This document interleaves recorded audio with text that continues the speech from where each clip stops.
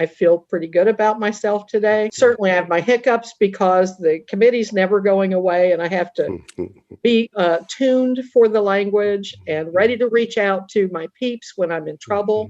And I do. There is always help available. And if you can't find it from a local sliding scale place, just keep calling. Your company may have an employee assistance plan. Don't be afraid to reach out. Someone's always going to be there.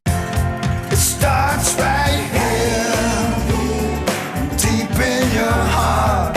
Start right here. Oh, that's where it starts. Right here. We look to your heart. It's always and only starting right here. Tom Rutledge and Dr. Alan Berger bring over 90 years of clinical experience to this important podcast, and they offer you a guarantee. You will gain something of personal value from each episode. And now, what matters most. It starts right here. Start right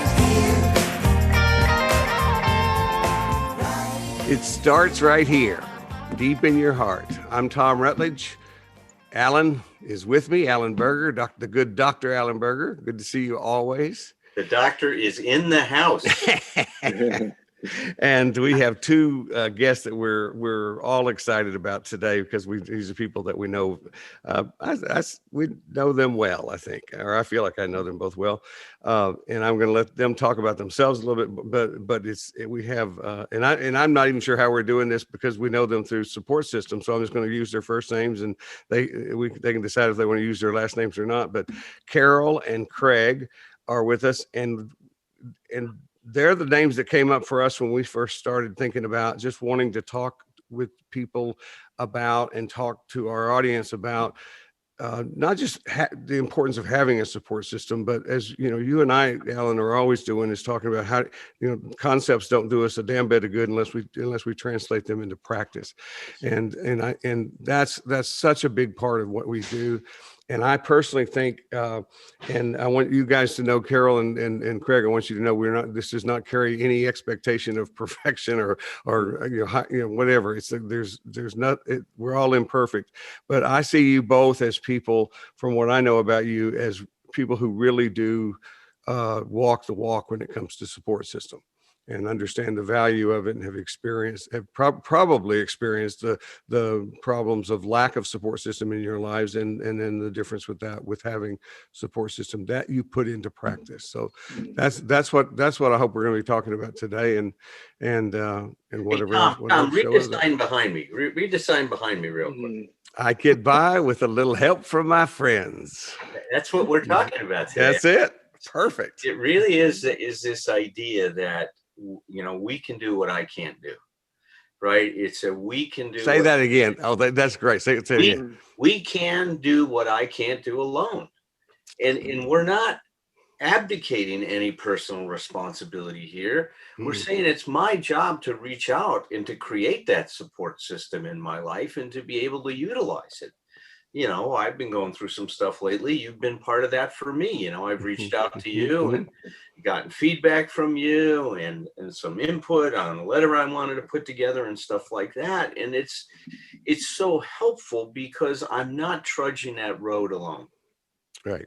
And it's like, and when you said we're not advocating responsibility, it is exactly the opposite, because one of the things that, people who think they want to, early in recovery especially, they want to be independent, but what they end up being is what is really counter-dependent, which is really a phobic response to dependency. That's exactly right. And this interdependent is what we're talking about. And for those of us who are challenged with humility, which you and I've talked about a lot in our own lives, and something we talk about on the Thursday night meeting all the time, is that the essential nature of humility is that it takes guts to reach out.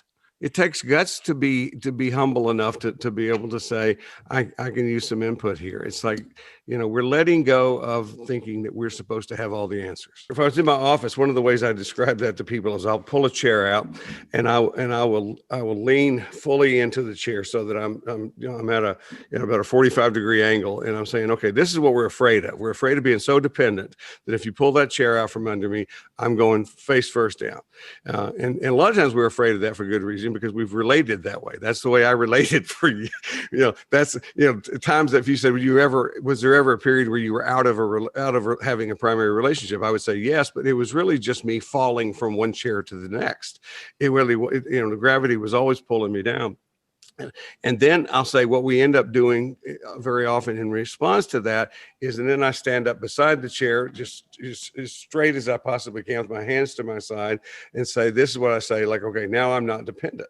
It's like, but what happens is I don't have any support. It's like, so if something comes along and hits me, bumps me, whatever, I don't have that. So the middle ground is that place where I find a position where I am leaning in on that chair, and yet my posture is still in a place where I always say, like, I'm like a weeble. I wobble, but I don't fall down, and it's like, and that's the deal. It's like to be able, I'll take that a little bit farther, and I'll say to people, it's like, we're not talking about no dependency, because a lot of times we think, it's sort of like people thinking that recovery from taking things personally means we don't give a shit what anybody thinks. It's like, well, no, that's not what it is. It's that we don't give everybody the power. But the idea, so I'll use the example of my marriage. I'll say, I'll lean into this chair and I'll say, now, I leaned pretty far into my marriage. And if something happened to it, if it was gone, I would stumble all over the place. But what I wouldn't do that I did at the end of my first marriage is I wouldn't fall all the way down. I would still have enough footing to be able to get to some more support. But that also takes me knowing that, and this is one of the things I know we'll talk about, because I'm going to emphasize it today, is that we must have, when we're talking about support, we must have depth on the bench. Yes. Having one person in your support system and calling it a support system is not what it's about. But counter dependence, what you had asked me about, is just, it's really, and most people can identify with a part of them that have that. It's just the fear of dependence, and it's the fear of, it's protective. It's fear of being hurt. It's the fear of being, sometimes for those of us, who have our little ego things going on, it's the fear of being found out, that you're going to realize that, how flawed I am. It's like, of course, what we say to people who come into the rooms of support is, we already know how flawed you are, because you're just as flawed as we are. Well, this is, I think, where we ask Carol and Greg to share some of their experience around this, and then we'll all kind of chat it up together. Interesting. You should talk about how if a marriage fell apart, you would not just crumble to the floor. That was sort of the beginning of my journey. I had sort of an investigative journey in psychology a few years before my marriage dissolved. But when it did dissolve, I had no sense of self. I had no direction. I have come to recently learn about all of the unrealistic expectations I had placed on him to help define me. And so there's been even more positive release from that relationship these decades later, just realizing, man, we were two ignorant little kids who just didn't have a clue. And it's okay. It's okay. But I'm grateful that it started a journey, because I really came out of the house with no sense of definition as a kid. And I, had depression I worked through, and, skipping through to just this past year, which I think is such a powerful year for all of us. We've had like death at the door, literally. Many of us have lost friends to various things over the year. I had an injury early last year, and suddenly my shift of needing others changed, and humility really, when you're injured and need others to take care of your body, you embrace humility pretty quickly. Yeah. I'd say this last year has been a great teacher.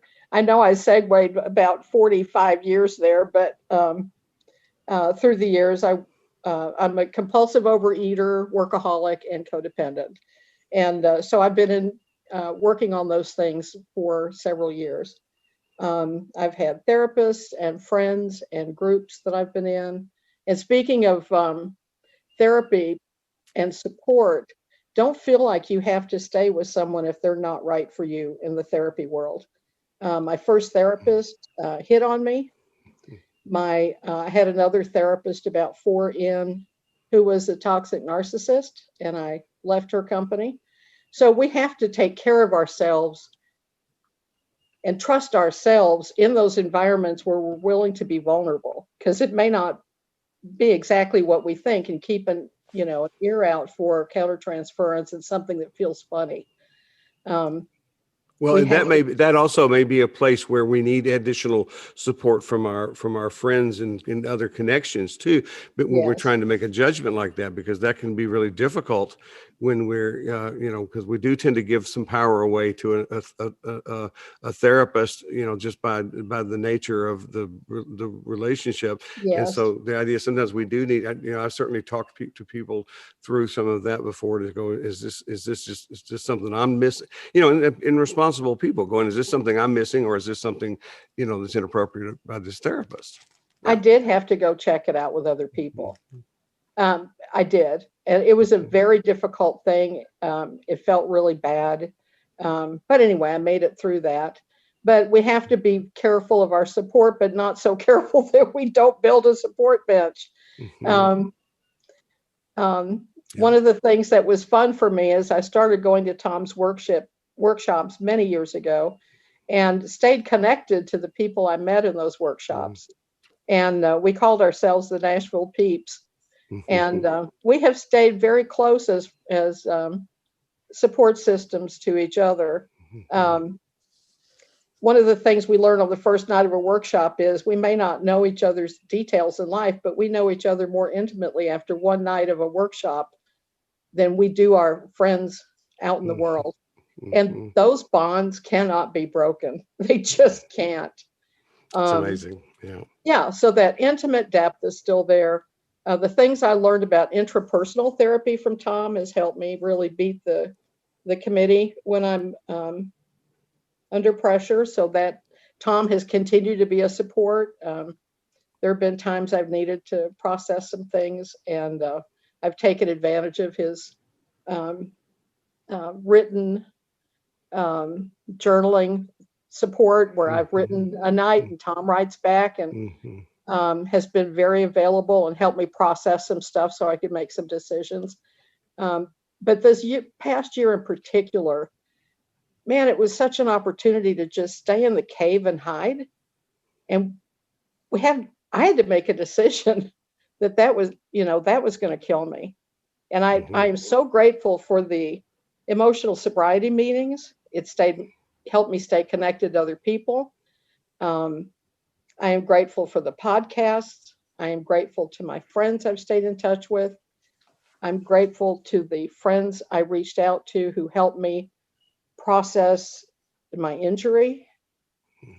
And then I've stayed with a really good therapist for a long time too. So even though, I'm 70 years old, I still have a therapist friend that I can tweak things with, because if I just depend on me, I'm only getting my point of view. And I already know that's kind of screwed. I mean, I don't mean it in a self-deprecating way either. Well, no, it's by definition biased.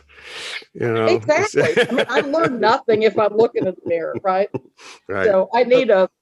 So anyway, that's. Oh no, you brought up a couple really important points, Carol. I mean, I'm a member of the American Psychological Association, and we get a monthly magazine called The Monitor, where they talk about any recent, studies that have been done that are relative to the practice of psychology and just in general. And a lot of these things have been on misinformation, and now COVID and the effects of all of this. And the data is coming in real strong right now, is that this last year or so has really, created a toll for people in terms of their mental health.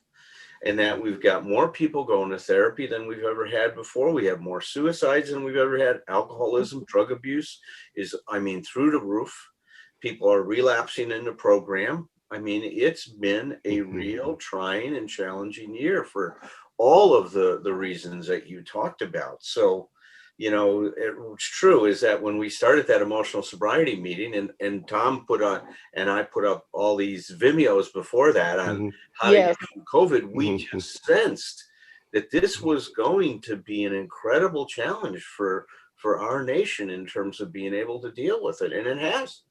Well, we had no idea how long that was going to last. I mean, I'm getting ready to see the first client I've seen in person next week that I've seen in person in over a year. I just got my first haircut in 14 months. You know, these things, but it's, yeah, we had no idea what was coming. And it's like, it's one of the things I'm noticing is I'm sitting here looking at my gallery view as we're doing our remote interview here, is the five of us, Patrick and you and me, Alan and Carol and Craig. I realized I feel talking about support. I feel a bond with this group of five people because we have shared that. You know, because I have other relationships with you, Alan, and with Carol, but the five of us have shared that Thursday night meeting, and thank you, Alan, for having the insight or just the wild luck to know that was the thing to do, whatever it was, and it's like we have watched that thing grow. I would have never imagined it would be what it is today. As many people has come, when I always hesitate to tell people how many people show up there, because I know people immediately think, well, that's too many and we can't, and go like, I don't know how it works. This is one of those things where the whole is greater than the sum of the parts. It's like, I don't know how that meeting feels so intimate, but it does. And I feel the connection to you guys because we share that together. And we're having breakthroughs in there. You can have a shitty, scary, terrifying year and continue to grow. Yeah. And I'm so grateful for that. It's a safe place for us to test out stuff. Yeah, absolutely. Wonderful. Tom, you had this great line when this thing started, is that we are all in a what do you call it? We're all doing a big retreat, right? As organically, I think it really has become that. And it's like, and I really do believe that when you talk about what we read, about and hear about in the communities, relapse and difficult times like that. But I think it is what Carol said. It's like, everything is, you and I've talked about this from the very beginning of this, Alan, and that is the positive opportunism. I started writing about positive opportunism right after 9/11, attacks and saying, okay, that's living your life according to the question, how can I use this crappy situation to become a better person? Yes. And it's like, and the cool thing about this is, no, as I sit there, I mean, Alan, you and I've been working together for 10 years doing these workshops, but we do them, every couple of years. It's like, my relationship with you and with Patrick now, because through you and more with Carol and meeting Craig. I mean, all of this, I feel tremendous gratitude for that because I don't, and I don't wish the horrible things that have happened to people and anybody. And if we, but I don't think we have time travel set up yet. So I'm choosing to be very grateful that I'm sitting here talking to all of you and seeing your faces on the screen. And yeah, with that, why don't you throw your hat in the ring there, Craig? We're okay. I know. I think I know this about you. You're not the most likely guy to interrupt everybody and say, "Why don't y'all shut up for a minute? And let me say something." Oh, and I just wanted to add real quick that part of the reason that Patrick is that kind of guy, by the way. I just want to point that out. Part of the reason that some of us may not have been knocked completely asunder during COVID is because we already had a relationship with a support system and mental health resources. And I think that going into this, we'd already kind of been in a degree of trouble separate from the pandemic. Yes. That we were then able to draw upon as we moved through it. So something talk about testing the system, huh? Yeah. Wow, guys. Wow, this is kind of surreal moment for me. So I'm a crier, okay? So about 2 years ago or so, I started listening to a show called The Money Man, and I heard Dr. Berger on there talking about emotional sobriety, and I was like, wow, I'm onto something here. So I started following him, and ever since then, I've been keeping my ears close to everything that he shared, and that went into the emotional sobriety meeting that we have on Thursday nights. And man, I've just gotten so much support emotionally out of this from attending these meetings every week and listening to everybody share. And so up until now, I was pulling out all the stops because I'm real anxious, fear. I've been embracing fear. I've been trying to stay emotionally grounded and everything, up till this point. And with the support of you guys and remembering and listening to what you guys share in the meeting has been definitely helpful to me. And Tom, a couple of weeks ago, you shared on the last podcast, you said we're going to have 2 guests from our support group, and I was thinking to myself, oh, wonder who that's going to be. So I didn't. And then I got an email from Patrick. I was like, shit. Oh, okay. Oh, when I said that, you didn't know. I did not know. And I was like, oh, so I must be like the last guy on the list. Oh, well, I guess we got to go with this Craig guy. But no, it's great. You apparently were in the you could hear the meeting. We go like, well, do we call Craig or not? I don't know. It's like, well, all right. Yeah. Why not? No, so Craig,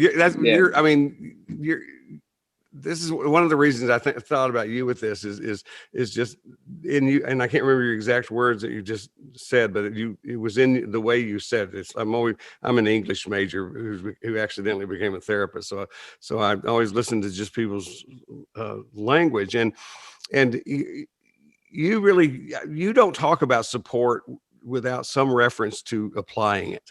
It pays off. It does. I'm so grateful, that I'm on doing this deal. So I've been sober a little over 4.5 years, and I'm still really raw. I mean, my emotion. I'm just learning how to control my emotions and stay emotionally grounded and all that stuff with the support of you guys. And I think my support system, the guys that I talk to on a daily basis, the meetings I go to, I think it all starts with honesty for me. I gotta be honest with my sponsor, with my, the good friendships that I formed in this deal, this meetings and stuff like that. And man, it's just, and sometimes I just want to tap out, I just, my mind's just like, oh, give up, you got to go. But I know if I pain, what's the saying? There's no growth if, you don't work through the pain or however it goes. But just extremely grateful that, I'm sitting here with you, with all of you right now in this meeting. This is great. Well, I mean, I appreciate what you're saying, and I think about that in terms of anyone who's listening to normalize this stuff. It's too easy to compare. The old thing in AA was always compare and despair. So you hear people talking about how this stuff works, and you're doing that, and you think, well, that's them, not me. But no, I appreciate, and I think it's so important that we're able to talk about things in the present tense. I mean, when you talk, you didn't say, oh, years ago, a long time ago, I used to want to just tap out. One of my things I've noticed through the years is that when you first connect with somebody that you feel like you can trust, it sometimes is easier to be totally honest with them than a little bit later down the line and the change is you now know the person, they know you, and you care what they think. And then you hit another place where it's harder to be honest, because I'm afraid now I feel like I have something. Now I'm leaning in too far on that chair, and I feel like there's something to lose here, but I need to do this. And of course, the reward is beautiful because you're not going to get judged. You're not going to get rejected, but it's hard as hell once you care. So I got to tell you, since you brought that up last week, the conversations with my patients this week have been very interesting. They all listen to that. And they say, so I got to tell you the stuff I've not been honest with you. Oh, good. And of course, then I just got mad and angry at all of them and started yelling at them and shaming them and all kinds of shit. Yeah, I said, I didn't do that. How dare you? I thought you trusted me. I must be a horrible therapist. It was very, very good conversation because it keeps things fresh. And I was going to go back to something that you said, Carol, too, that I just wanted to bring up to people. One of the things that some people have experimented with is to help kind of give people an idea of how to get the most out of therapy. It's this literature is called the indoctrination literature. It sounds a little too Gestapo for me, Really? but what it is, it's if we can teach people on how to get the most out of therapy and what to do if a conflict arises, because a lot of people don't. First of all, a lot of people are just new coming to therapy. They're virgins. They've never had the experience, and they create that one up, one down relationship with a therapist, right? This is the authority and stuff like that. And I know the kind of therapy I practice and the kind Tom does is we want to level it out. I mean, we don't want this one up, one down thing. We want it much more like this, right? I to thou, right? That's what we strive for. Well, we don't stick to pedestals very well, Alan. No, we both fall off easily. Yourselves off of it before we can put And it you does hurt. It does hurt. We've fallen several times. We got bumps all over our heads. That's right. That's good, Tom. Could you explain that? Could you explain that you kind of made a motion with your hands where you're Yeah, kind of what I like- was just leveling it out. It's this I to thou thing. It's leveling the relationship. There's an imbalance in the position of power Yeah, theoretically. that's right. And so it's like a teacher, student, a boss, a parent, child. And so Yeah. when this person trespassed with my first therapist trespassed, it felt very incestuous. There was something parental about that action and inappropriate because of the imbalance of power. Yes. My current therapist relationship and my relationship with Tom. Were you able to talk about that, Carol, with the therapist? Were you able to bring it up, or did you feel so unsafe? I got another therapist and reported him at the place. I went to a mental retardation center that was scaled on what you could afford to pay, because at that point I had not only been left, but I had no money. I mean, the money was spent before he left. So I went where I could get mental health on the cheap. So when this happened, I took a few days, processed it, and I will not suggest for a minute that I didn't think it was wonderful for a minute. I did. Of course. I did. It was heady. It was wonderful because someone had just rejected me, and here's this powerful person hitting on me. But my gut was going, danger, Will Robinson. And so I stepped back and I processed it, went back to the MHMR center, reported it to another therapist, and said, I need your help. And she said, I'm going to have to report it. I said, yes, we did go back and talk about it because he met with me one time, said he had talked to his therapist, and his therapist said it was not that big a deal. And at that point, I realized, narcissistic jerk, And I was already out of there. We just had one wrap-up meeting, and I started with this. Oh, so look, that's where it wasn't safe, is that if the person would have looked at it and said, hey, this is what went on, and I realized I made a mistake or something Sure. like that, then it's a different deal. But see, that's the measure for me, is that when you go back is how does the therapist, deal with it with some humility and entertain the possibility accept responsibility. Yeah. There was none. Because, Tom and I talk about all the time is that, those moments in therapy where we've made mistakes, if they're managed right, and if people can come back and confront us on things and find the courage to do that, can be incredibly important moments for not only for the person who's in therapy, but for the therapist's growth. It's an intimate relationship. Both people are affected. So yes, that should happen. And, and the problem is in the field, and Tom and I are so big on this, is we're all so focused on doing the right thing all the time. Nobody wants to talk about the mistakes. And that's why we wanted to do that video, Therapists Who Don't Get It. Therapists who missed the point. I think we're going to do that. I think we're going to do that. We're going to record this whole thing because it's so important to see, to get a sense that, my God, we're human first. We're not therapists first. We're human. And we're going to make mistakes and stuff like that. So I just wanted to go back to that because I think what you're talking about is, see, that's one of the things.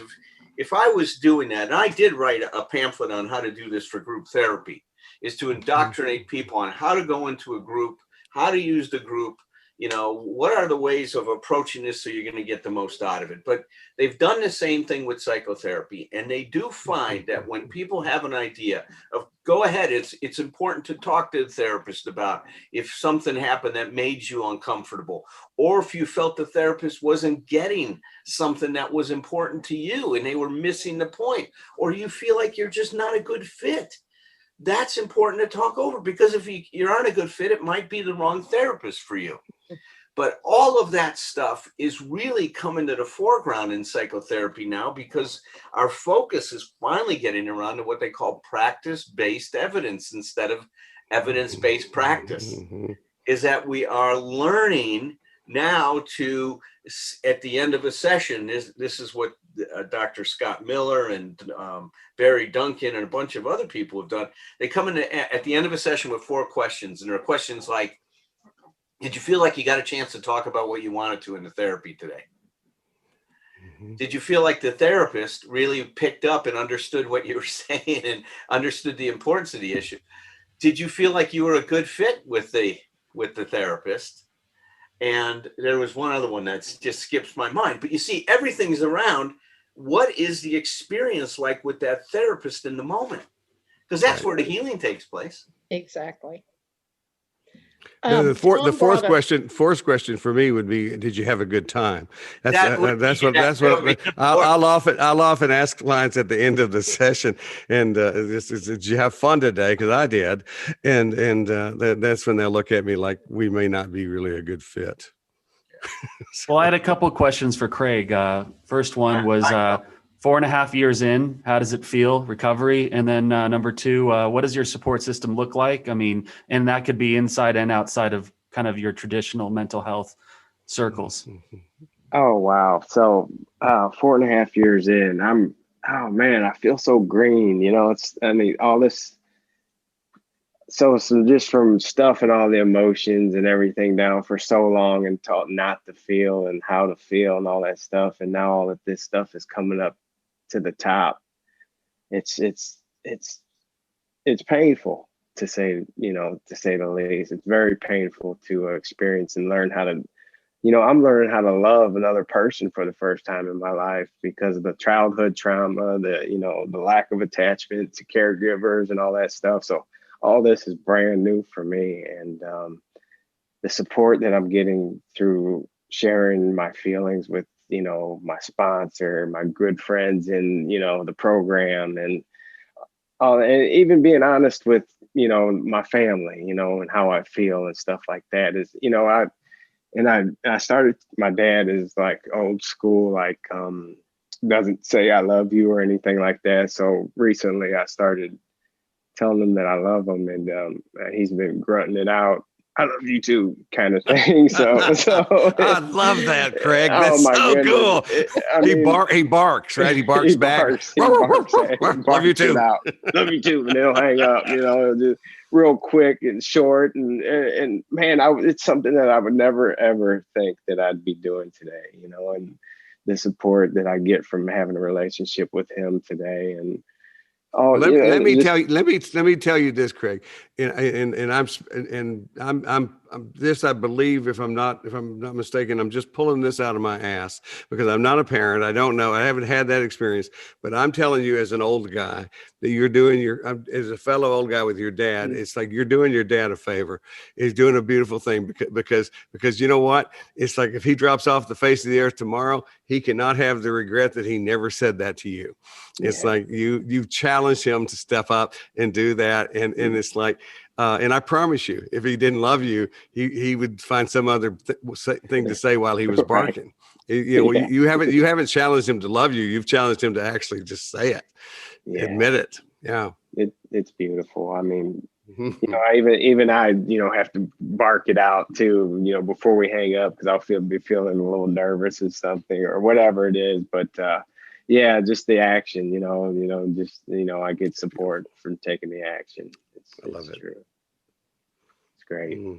That's really beautiful. It is. I love Thanks, that. Carol. Yeah. And it also is about you know, I mean, I don't know where this fits into the theme of support, but it's like it's all connected in there. We talk often about the ripple effect that we have as human beings. All of us have this ripple effect, but we become aware of that ripple effect. But that's Craig. That's a description, an image of Craig's ripple effect of his own recovery. Where, I mean, the thing is, we know that we hear that, you know, if those of us who have addiction and what, you know, whatever brand of this stuff we have, it's a toxic illness. It's a family disease. It's a community disease. And other people we know from looking at working the steps that we know that we have negatively influenced and impacted other people in our lives.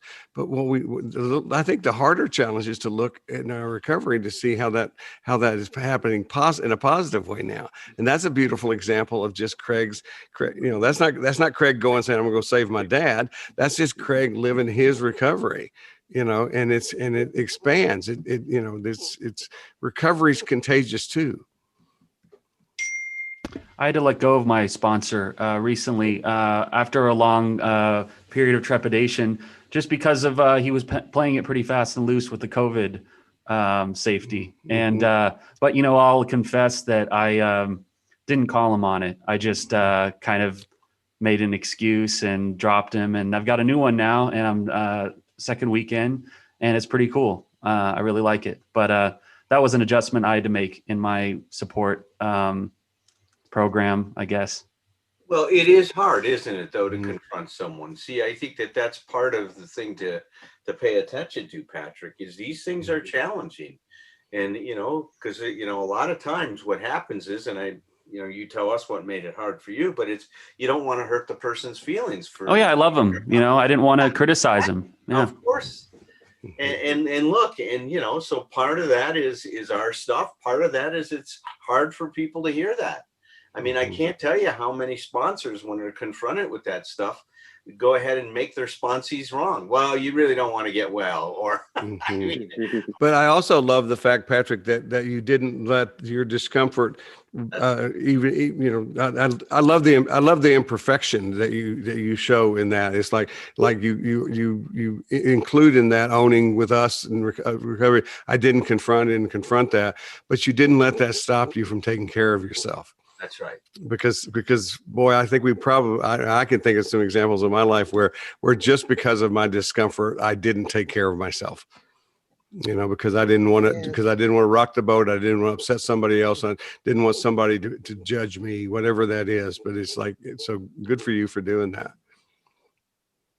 You know, I love that song that you sing, Carol, at the end of the meeting on Thursday nights about putting one shaky foot in front of the other. You know, that's what I've been doing, and I draw strength off of that. And I'll think of that, you know, analogy, putting one shaky foot in front of the other. And that's been so true in my recovery, because every step I've taken, and it's all, oh my goodness, it's like it seems like I've been gutting me, but I'm still taking the action, and it's paying dividends for my life, for sure. Carol, I feel like we could almost do a whole episode about, you know, you trying to get a program together and seek mental health resources whilst broke. You know, Alan has talked about this drive we have inside, and I had already had like a 7-year running start on just the dance with mystery of learning our psyche. So I had been studying Jungian psychology and had enjoyed mythology and some things. So I already had some inner dialogue going with myself. But when that happened, and I also did a lot of dream work, and I had this dream when he left where this little bird was raised up in the sky and dropped from the height of 2 tall trees. And a crowd gathered around, and this doctor came and parted the crowd and put his stethoscope on the little bird, and everything was quiet for a minute. And he stood up and said, "She lives." Wow. And I knew that even though I had been dropped from the height of 2 tall trees, I was somehow going to make it through this. And I had to figure out how. And my first thought was, I need help.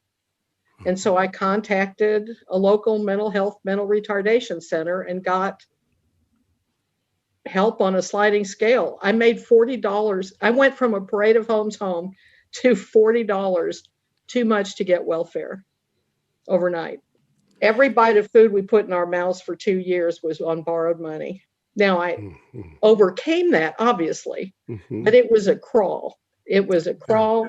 I built the understanding internally of who I am. I feel pretty good about myself today. Certainly, I have my hiccups because the committee's never going away, and I have to be tuned for the language and ready to reach out to my peeps when I'm in trouble, and I do. There is always help available. And if you can't find it from a local sliding scale place, just keep calling. Your company may have an employee assistance plan, which I have used when I was assaulted once. Between therapists, immediately called my EAP, said, I'm in trouble right now, I need help. And they helped me get going again with someone. So don't be afraid to reach out. Someone's always going to be there. If you know a friend who's been in therapy, call them. Somebody saw me struggling with a family situation years ago and said, I've got this really great therapist in Dallas I think you'd like. She gave me her name, and I've been with her ever since. And that was from the year of the Katrina disaster. Wow. And we've done really good work together. Yes, sir. Two things. One is I want to back up and just say about your dream with the bird that I would like to hire you to write my dreams for me. I would love that dream very much. That was a beautiful, creative dream. It's not surprising that you came up with it. But the other thing to echo what you're saying is I learned a long time ago as a therapist who gets paid for this stuff is that people who contact me and their first thing that they say to me is a complaint that I'm too expensive or that they can't afford me. While I went through a period of time where it made me feel guilty immediately, that kind of stuff. But if that's, I mean, I'm talking about the first thing they say. They're not asking for help. They just say they're negotiating, from the beginning of that. And it's like, because that can be worked around otherwise. But the person I think about is the person that is example for me is young woman who was had just been released from prison. She was a getaway car driver, which I told her, I said, I'm very proud. I loved the fact that I had a getaway car driver from a robbery as a client. I don't know. I felt that gave me some prestige. She got out of prison. She'd been there in prison for 4 years. She got out of prison. She came to the office. She did the work. She showed up, and it was like, and nothing stopped her. It's like, this woman just, the short version of her story is she is now one of the works inside the correctional system is one of the best alcohol and drug counselors I've ever witnessed work. She's one of those people that if somebody looks at her and says, you don't understand, you go, shit, you just said that to the wrong girl, because that girl's been there. And it's like, but it's just that commitment to doing it and to keep looking. And both of you guys are talking about, again, the depth on the bench thing. It's like, it's like you can say, this didn't work out over here, but that doesn't mean you stop. No, you check things out. And if there are obstacles, you can't do it, then okay. I want to build on that in a minute, but I want to say something about your dream too, Carol. So I don't know what kind of work you did on that dream, but as a Gestalt therapist, we love dreams because dreams are the royal road to integration, not to the unconscious, but to integration. And so it's interesting. See, if I was working with your dream, I would have you play the doctor and tell the dream from the doctor's point of view. So can you do that real quick? Let's play. Of course. So I was in my yard and I noticed a commotion in the next yard and a crowd had gathered. And I had a little gate through the fence because we used to visit over the fence. So we'd put a gate in. I went into the next yard and I saw this crowd and the woman who lived there, I didn't see her in the crowd. The crowd parted and the woman who lived there was a little bird that had clearly been dropped from a great height. I heard people mumbling about they saw a big bird come and get her, raise her into the sky and drop her. Right. And so I looked down and clearly she was dead. And yet something told me to check. And so I asked the crowd to be quiet so I could hear. And I put the stethoscope on her chest and I closed my eyes, and people barely were breathing while I checked. And finally I heard it. I heard her heartbeat and I knew she would survive. Yes. All right, now dialogue with the bird. You're the doctor talking to the bird. So what do you want to say to the bird? You look like you're dead, but I heard something in you. Say it that way. Okay. Oh, sweetheart, I'm so glad to hear your heart beating. You looked like you were dead, but I want to assure you you're quite alive and you're going to make it. You really got shaken up. I'm sure the breath got knocked out of you. Yeah. And I'll keep this space around you, this safe, quiet space. While you come back to life, you're going to be fine. Okay, now be the bird and answer. I'm so scared. It hurts so bad. I knew I would die from this. I think I died from this, but you're telling me I didn't. If I can hear you telling me that, I believe it's true. Okay, here we go. I'm scared though, but it hurts really bad, but I'll do it. Okay. That was good. Thank you. And scene, beautiful. So look, so what happened is, you see, that the doctor was that part of you. Oh, yes, of course. You see that? I do know everybody in there is me. I'm even the crap. You can see it now when you talk about it, though. See, you were the part of you that had a faith in yourself that went beyond anything you realized. See, at that moment, you discovered something in you that you didn't even know about. I just did now, because I did not do that work then, and I thank you for that, Alan. I know, but see, that's the beauty of that, of what your dream was, is that was the part of you. I saved myself and recognized I was going to make it. And that's what we heard, what you did afterwards and going through that big period. I did it. I damn sure did it. And that was the part of you that saw that you could. See, that's the important thing I love how you said, I'm going to hold this space around you to make you safe so you can grow from this. So you my goodness, what a gift. You see, so you can come back to life. And that's what you did. It's just, I got goosebumps in terms of. And I'm still holding the space ferociously. Oh, I see that with you. And that's what Tom and I see. Just like Craig is. My God, he's doing the same thing. He's holding doing the same thing. And the same thing Craig's discovering in himself is that, see, that's that part that really, believes that we can be whole, that keeps moving us that way, that I keep talking about. But the other thing I was going to say, Tom, I love the poster behind you, the Rambo one, right? Mm-hmm. You got. Oh, it's Rocky. It's not Rambo. It's Rocky. That's what am I saying, Rambo? I watched that. I went and watched Rocky Balboa the other day. God, is it great? Now there's that one line when he's talking about when you get hit hard. Mm-hmm. It's not how hard you hit. It's how hard you can get hit and keep moving forward. There it is. It was right at Carol, right there. That was the line. I went to that movie and I want to see what it is that he's talking about. And that's the line. Well, and I can't do it alone. Yeah. Yes. And that's what our theme is. I need Craig. Right. I need you guys. I need Patrick. I need all of us. And in our community, that is that safe space we are holding for each other and ourselves. And I'm so grateful for that. Yeah. Now, Alan, I want to tell you that speech that Sylvester Stallone wrote for that movie is and I don't care if anybody's given up on Rocky after Rocky 3 and 4 and 5, forget those guys. If you love the original Best Picture Rocky, go see Rocky Balboa, because it is the perfect bookend. It's done. It's filmed in the exact same way, the same lighting, the same feel of the whole thing. And my favorite, and that speech is on a poster that I've given to several people through the years. But my favorite line is when he gets in the ring in the final fight with the young guy, and the guy says, "You're crazy. You're a crazy old man." And Rocky says, "You'll get there."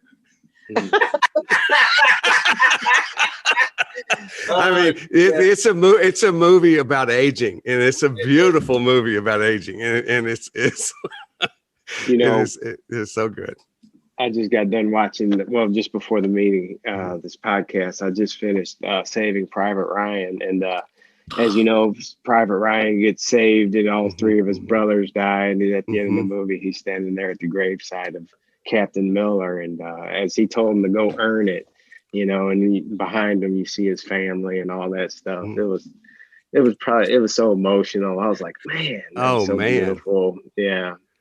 Wow, you've been Craig, you've been in therapy today. If you watched Saving Private Ryan, that's not entertainment. That's deep work to watch a movie like that, and that one in particular. It's very emotional.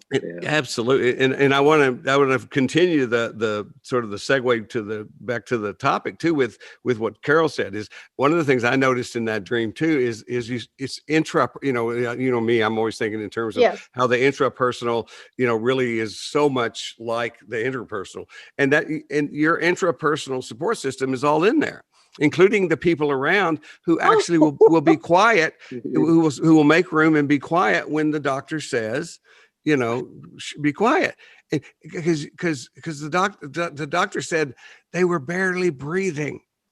You should write this down the way as much as you can remember this. It was it's so recorded. I've got it. Oh, that's right. Good point. It's like, shows my technological know-how. But the idea is, the way he spoke those lines in that scene, they were barely breathing.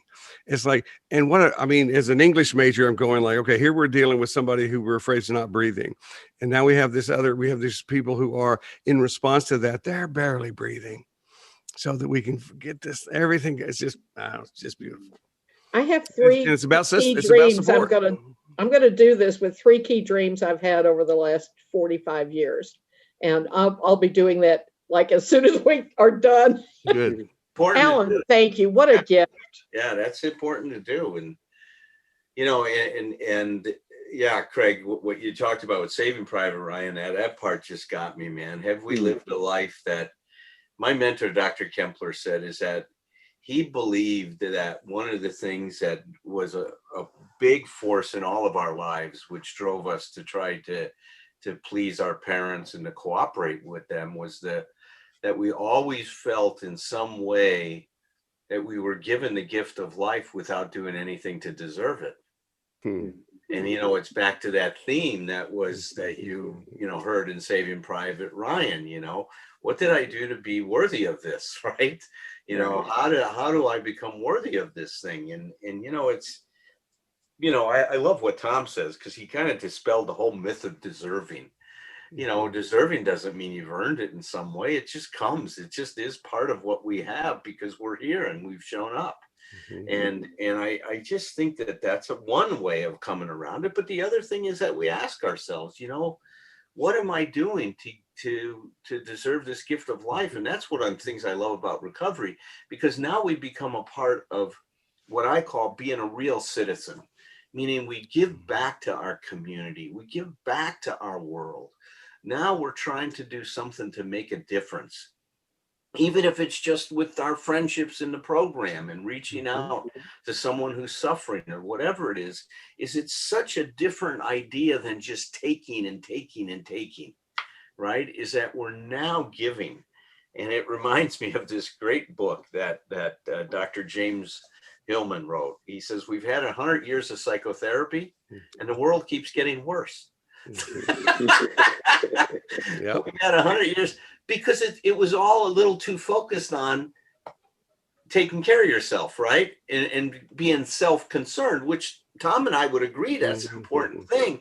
But being of value is also a way of being self-concerned and reaching out and giving to someone who's still suffering and struggling, makes me feel like of value. Well, that's where I always quote my wife on that, where Dee Dee talks about positive selfishness, and and positive selfishness she defines as self-focus that not only doesn't harm anybody else, but it actually benefits others. And and all of us as recovering people are living, breathing proof of that. What we have to share, it doesn't mean we can't be helpful to other people when we're fucked up. Thank goodness. I'm always grateful that it didn't turn out to be true that you can't love anybody else unless you love yourself, because that would have been really bad for me, because you really can, but you can do such a better job of loving other people when you're taking care of yourself. And the idea is each of us, with other people that we help, whether that be professionally or just talking to somebody in the grocery store line, the fact that we take care of ourselves and that we walk this walk is what makes us more valuable that way. And it's like that's the piece that it's not a binary thing. It's not I'm going to take care, because that's the codependent message, which is you're either going to take care of other people or you're going to take care of yourself. It's like, I'll choose both.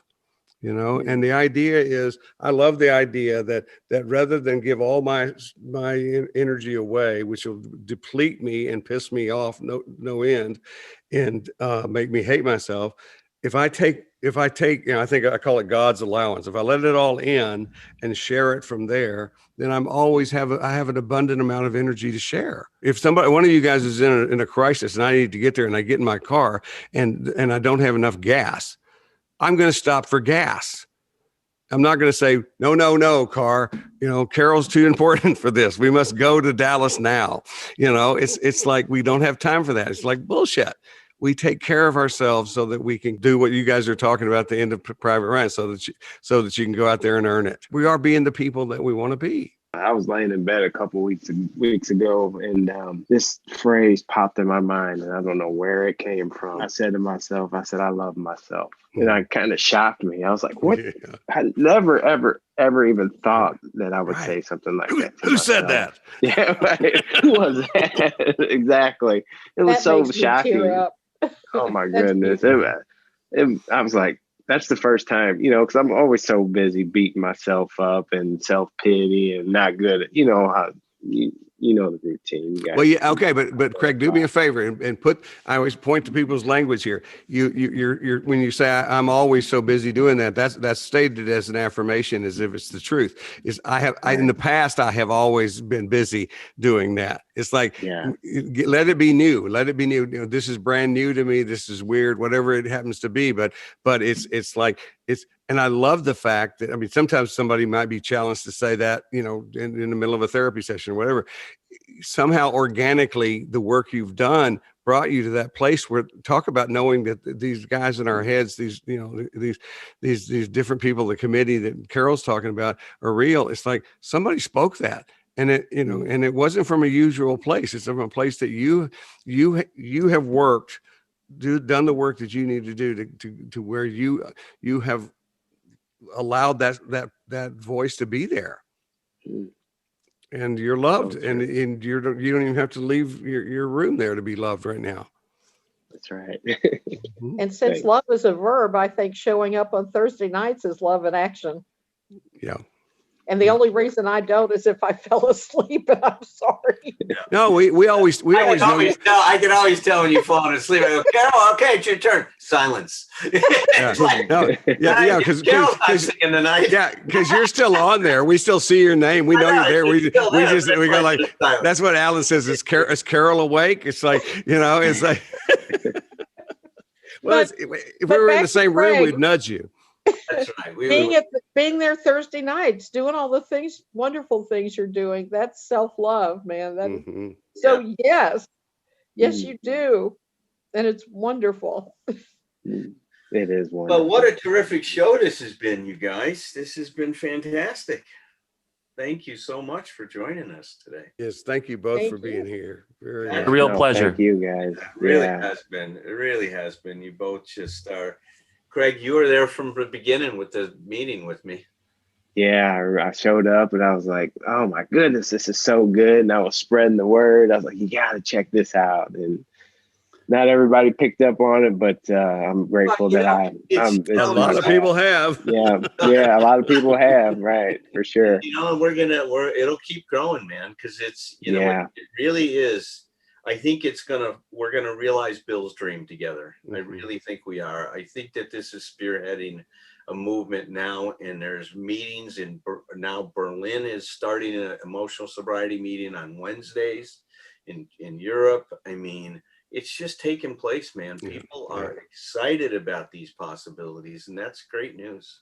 You know, Alan, I don't know if you've seen the endorsement, one of the endorsements I wrote for your new book, but one of them is I suggest that you and Bill W. have been working behind the scenes to try to bring this into focus here, even though it's so many years later. It's like, well, in 52. I mean, it's so funny that you said that in 52 that here that's published and here's Alan's born. You know, it's Alan's, like that's right. On some weird way. Are you suggesting that Bill W.'s like Tupac, that he's still alive somewhere, living on an island and transmitting messages to Alan? He lives with John Kennedy. He lives with John Kennedy and Elvis Presley. That's right. That's exactly what I meant. You're such a good listener, Patrick. Craig, I was gonna ask you, Craig, when's your non-belly button birthday so I can take a cake with you at 5 years? It's November 15th, 2016. November 15th. Mine's June 1st. Awesome. Thank you. You'll be 5 years June 1st, huh? Okay. No, I'll be 3 years June 1st. So. Oh, okay. Yeah. Great. Well, let me just say thanks, you guys, for being here, and don't be surprised if we ask you to come back. This has been enlightening and fun, and the celebration, I think, of what support really is too. So, and anybody listening, just know that if you have a question, always our contact information is on the notes. Yeah, we'll include the email and the show details, and please join us on our Thursday night meetings. We'd love to have you. More the merrier. So, thank you. See you next week. Until next week. It's a spiral, not a circle. Goes round, round, round. Look for solutions, be your own friend. Never say never in either direction. Look in the mirror, trust the reflection.